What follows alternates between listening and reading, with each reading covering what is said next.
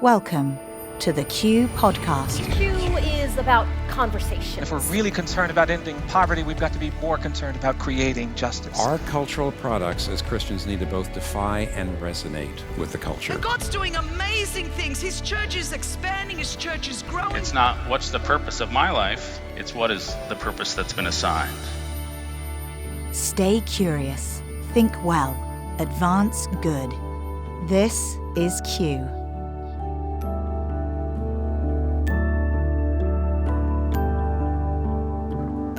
Hi, this is Gabe Lyons. Welcome to another edition of the Q Ideas podcast. I hope your October is going great, and I'm excited for today's conversation. Instead of a talk, we're going to actually have a conversation with a couple that we have been friends with for many, many years who wrote a book called Love or Work. Is it possible to change the world, stay in love, and raise a healthy family?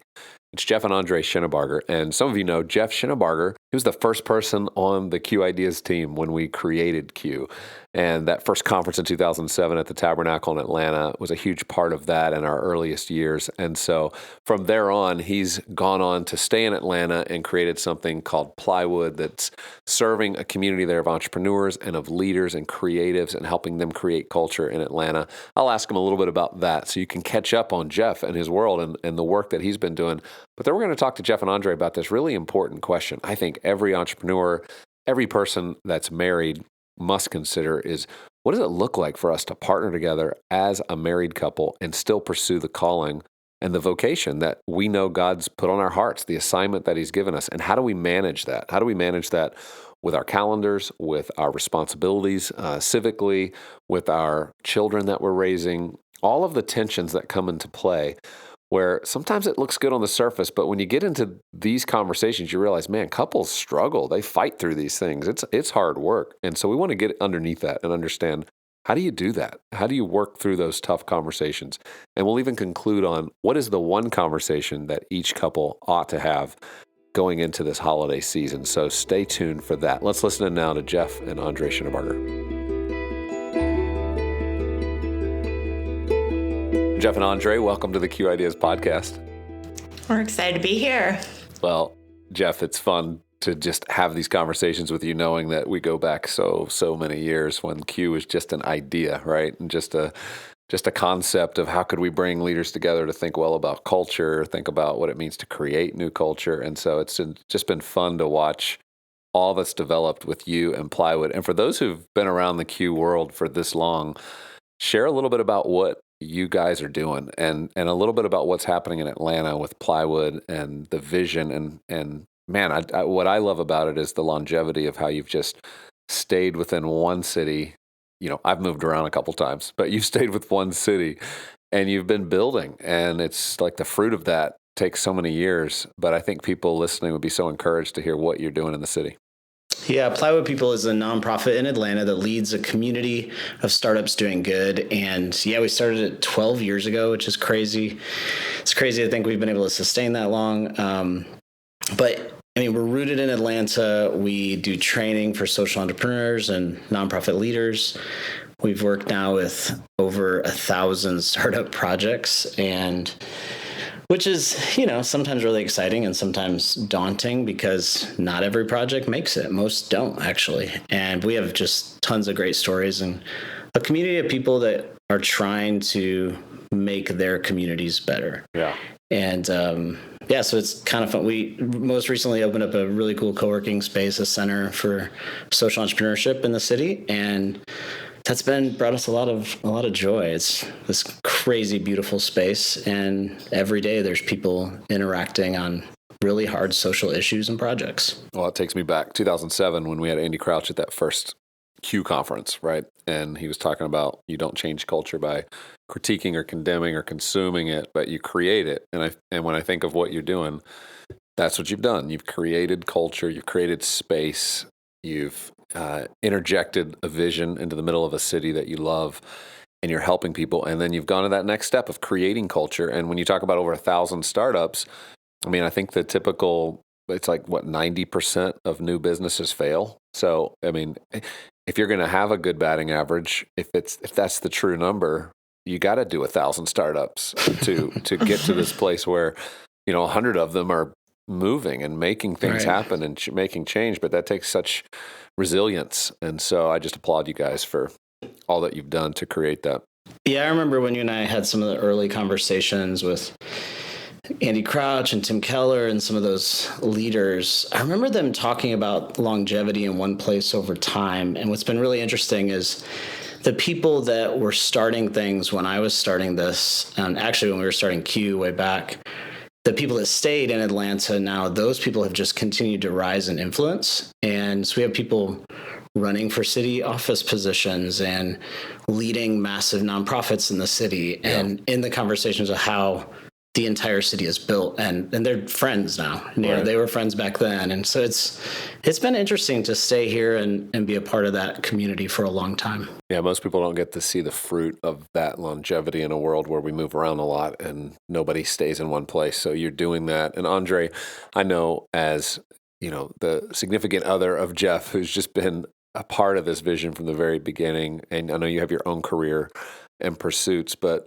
the two of you, and that's what I want to talk more about today, have really come together and said, we're better together. And we don't have to choose one or the other. And we both can pursue our callings and find ways to navigate the tensions of that. And so many couples with Rebecca and I, and the conversations we have a lot are with couples who are trying to navigate this world and figure out, what does it mean to be married? What does it mean to partner? What does it mean to support and lift up one another's gifts without stifling those gifts?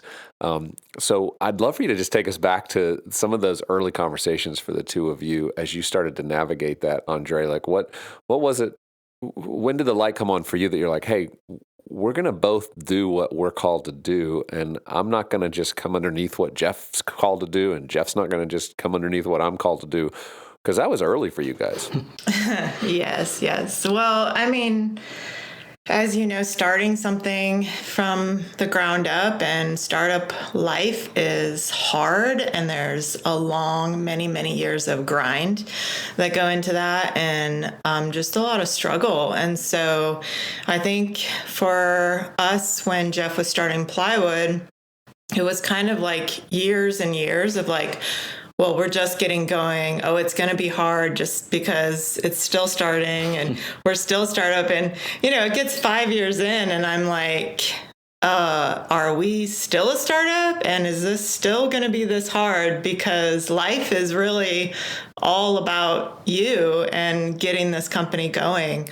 And it just felt, for me as a partner, it just felt very much, about Jeff for a really long time.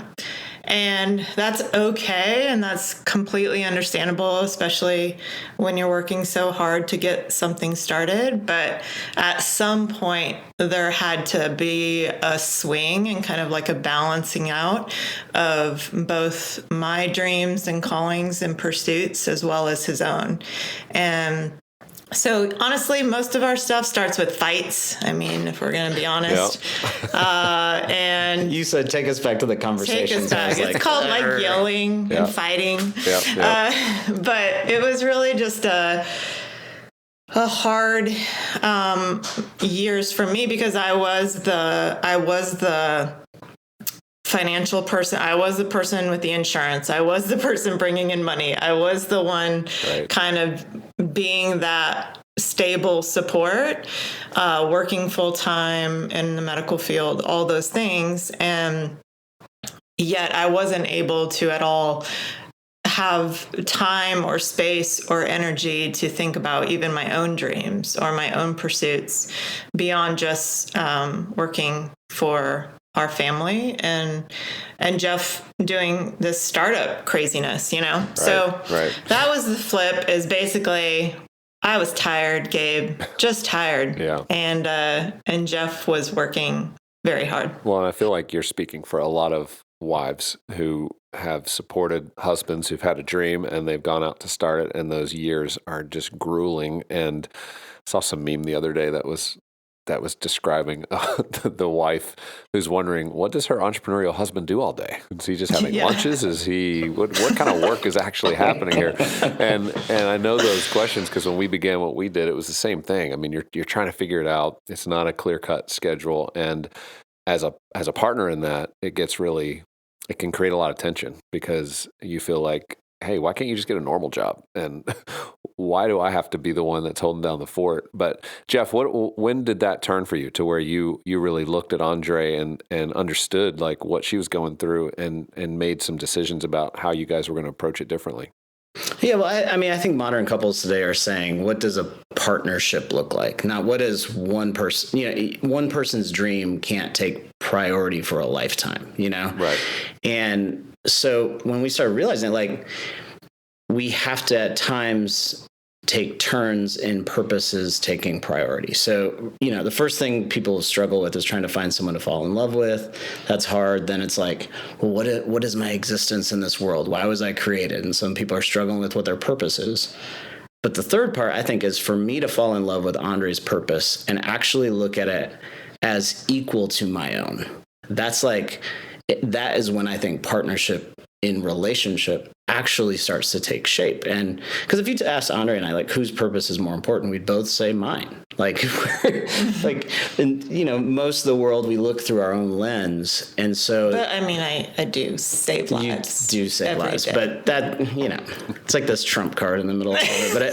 But anyway, but yeah, so we had to find a way to realize, okay, there's certain seasons where her purpose takes priority. I mean, the last 2 years with COVID, she's been on the front lines in the city of Atlanta, been a first responder on everything. And I had to step back and let her purpose take priority. Mm-hmm. And that was really humbling, honestly. Yeah. So I think, and there's been a lot of times she's let me take the lead in different ways. So I think we just had to find this kind of rhythm going, whose season is now, whose purpose is now, and how do we prioritize each other in the middle of it? Yeah, practically, I know Rebecca and I have had to do those same things, always being a bit strategic about, like, if she's about to write a book, then I know that that's a year where I'm not going to write a book, number one, because we can't both try to do that at the same time. But number two, we're going to have to rework our schedule in a very different way and how we prioritize our time, our work schedules, like all of that. And I think you're right. The practical application for any couple here is you got to be on the same page about which person's moment is this year. And I think looking at it annually in terms of who's going to need to have a little more flexibility, support, adjustment. And it doesn't mean you take the total back seat and you don't get to accomplish what you're trying to do, but it does mean you can't both be full throttle, especially when you bring kids into the equation and, any other really virtuous responsibilities that we're carrying in the world. You have to think through that.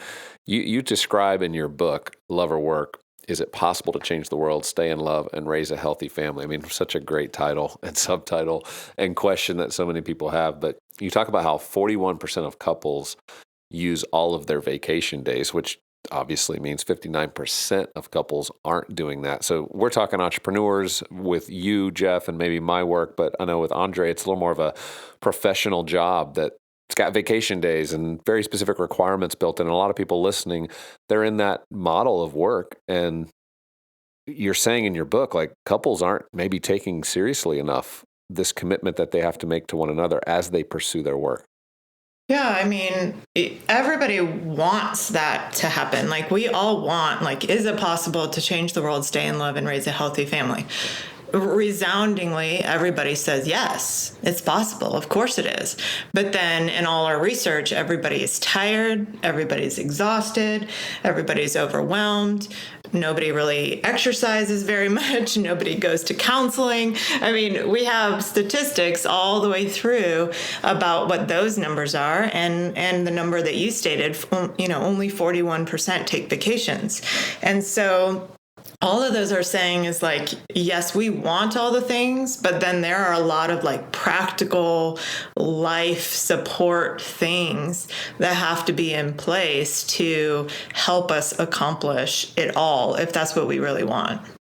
Yeah, describe some more of that. I mean, the fact that you found out that a lot of couples, I think it was 8% of couples say they're seeing a therapist for maintenance. I mean, there's some of these real practical habits that if we don't build them into our life as a couple, the writing's on the wall that this isn't going to be flourishing. So what are some of those things you learn that are key practices that a couple should take seriously in their model and their plan for how to have a healthy, vibrant relationship in the midst of work? Yeah, I mean, well, you even talked about how you and Rebecca's schedules have to change and all of that based on, where people are at with the priority. But like, even just the super basic, 31% of working couples have a shared calendar. That's it. And like, wow, that to me is like my how do you life. Operate? Yeah. And so a shared calendar, and we're not even saying it has to be like a Google Calendar on the computer. We're saying it could even be like a calendar on a board in your kitchen. But regardless, like that idea that we're not communicating our calendars with each other and talking with each other, weekly, if not daily, about our shared schedules, I think that in itself is a true key point to that too. That feels like 80% of fights would be coming from that one decision, right? Exactly. Wow. Not knowing where each other will be. But another stat that was really interesting for us is that 3 in 10 people feel encouraged by their partner to pursue their work and dreams. Like that conversation we were having just a minute ago. Most relationships, one of us does not feel, or both of us do not feel encouraged by the person that loves us the most to do the thing that we feel a sense of purpose or calling to do. That's really sad, Mm-hmm. And if that's a core issue in how we view ourselves, how we view God, our relationships, and all those things, and there is in the midst of that, like, wow, what a hard place to begin. Yeah. Yeah. And talk a little bit about what it means to be parents in the midst of all of these choices and decisions, because obviously raising children is one of those other just incredibly high priorities that couples are trying to manage as well, from calendars to time to investment to one-on-one to reading to, what all of these opportunities we have as parents to really impact our kids. Sometimes work can really take over. And, I know for Rebecca and I, we've had to really look at each year. And like last year, our son, we homeschooled because it was his senior year. We knew we were about to send him out. And this was going to be a year where we wanted to just have more time together. So that meant he was going to come along more on trips and be a part of life a little bit more because we wanted to be intentional with that. But to parents out there, obviously the kids can sometimes just feel like a responsibility that they're managing versus investing in. So how do you advise parents to prioritize that in the midst of their work pursuit? Well, I honestly think it can swing either way, Gabe, because I think there is that side of parenting where you just kind of feel like they're just a responsibility and it's hard and they make things harder. Or there's a lot of parents where the kids are like the number one, right? And so everything is over scheduling for kids, right? It's about all the things that the kids want to do. And no longer can they just take like regular school. Now we have to like add Mandarin, and Chinese and languages and sports. And you're not just going to be a good soccer player. You're going to be the best soccer player and, possibly go to the Olympics. And so, now it's just like we are taking even parenting and making it this, great aspiration of pouring all of that into the kids for them to be something even more than what we could ever dream or imagine, right? And so that kind of plays a role in our overscheduling even, right? If all of our time after work or when there is free time is carpooling and running around and doing scheduling for kids, or, we have a lot of friends that on the weekends is, soccer over here and tennis over here, and they're splitting up. Nobody's seeing each other on the weekends, And so I think that there's different ways that we parent that could possibly be unhealthy and possibly take even more energy and more time away from what you were kind of saying, like the unit that you're trying to create together and the partnership that you're trying to create. Jeff, as you've helped so many entrepreneurs, people that have ideas that they want to put into action and they're married, right? Or that's a big priority in their life. What have you found has been kind of the breakthrough ideas for them where they start to understand better how they can both pursue the calling that's been put in their life, but also do it at a pace that's not going to cost them everything. Because we've all seen the stories of people who have great ideas or pursue career, and it leads to divorce, or it leads to their kids hating them, because they were successful in this one category, but they missed it in the other. How do we help young entrepreneurs, people who are having the dream right now and going, man, I really feel called to that? How do you help them early on find those boundaries and help them be patient? I mean, I think back to years ago when you and I were working together, we'd be in these green rooms together and seeing how being on the road and this person pursuing this dream they had, how it was affecting their families. And you and I would have these conversations on the side. And then it's kind of continued. I mean, Andre and I have felt it personally. We see it throughout our community, just like this, crazy focus to get this thing to come to life. And then someone is neglected in the middle of it. And so Andre and I have this phrase we say to each other: if we change the world and lose our family, we lose. And we have it on the wall and we talk about it and we share about it. And it's become kind of a rallying cry for us. And I get going and I lose track of that perspective. And I think that that's the reality. I mean, when you're in the startup phase, when you're even, in the world of Q, like people doing, whether it's cultural work or ministry work, they feel like the pursuit of that mission is the ultimate win. The highest calling. And yet, in the midst of it, the people closest to them become resentful because of it. And we don't think that's a win. Like that's not an example that other people should follow. We don't want that. And we've struggled with it. So it's a real tension. I mean, it's why we wrote this book. Yeah. I mean, we wrote it for our community here of startups especially, but I mean, for everybody out there that is in that place where, we see it, especially in our community, but it's the tensions are always there. And if you feel the tension, we first say, great, because you're feeling it. And if you're feeling the tension, that means you know that there's a problem and that there's something going on.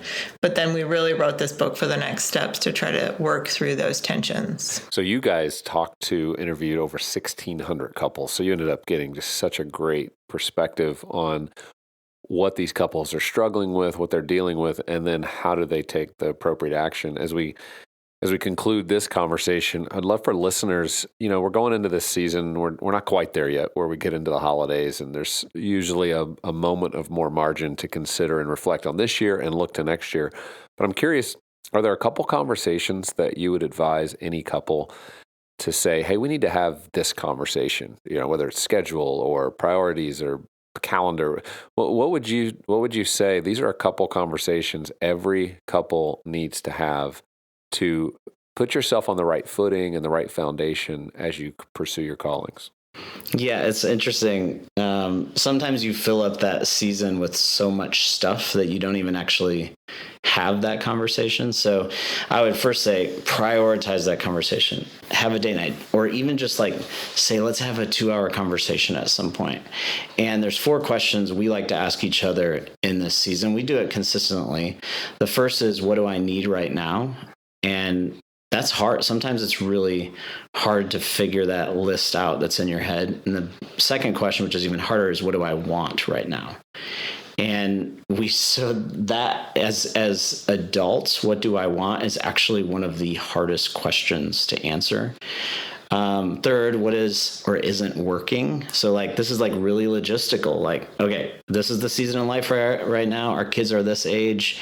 What is working and what's not working, and how do we fix it? And then fourth is what is coming up. So we usually look at 4 to 6 months in advance on our calendar. If you don't have a shared calendar, just do that. Let that please. Be step 1. But we look at what's coming up and going, okay, what are the logistics of this? Do we need babysitter? Do we need to call our family in? Do we need, start planning and then get ahead of the game before you start, reacting. Yeah, for the situation ahead. Yeah, those are great practical questions for all of us. I'm going to write these down for Rebecca and I, because I think that's such a good way to get it all on the table. And I know, and I mean, if you're in a good business partnership, you've probably read these books, and I'm sure your entrepreneurs do, where they describe, monthly, you should be meeting with the key stakeholders and getting on the same page. They call it a getting on the same page meeting. And you don't leave that meeting till you're on the same page. It might take 2 hours, 4 hours. It might take all day, but we're not leaving this month till we're on the same page. And I think in our marriages, we need to pursue it with that kind of energy.